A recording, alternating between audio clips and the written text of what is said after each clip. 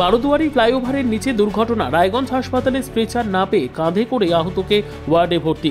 বৃহস্পতিবার রাতে 34 নম্বর জাতীয় সড়কে বারোদুয়ারি ফ্লাইওভারের নিচে এক সড়ক দুর্ঘটনায় গুরুতর জখম হন এক ব্যক্তি।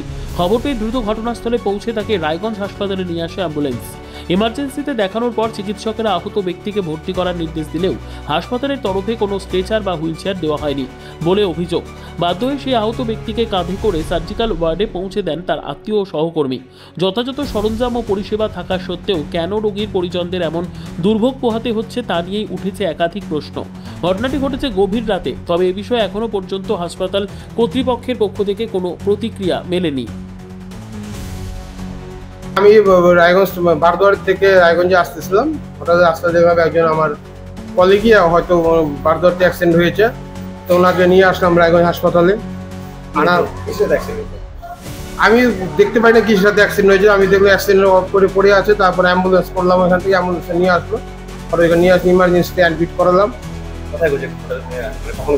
ওটা এখন থেকে প্রায় আধা ঘন্টা আগে হয়তো।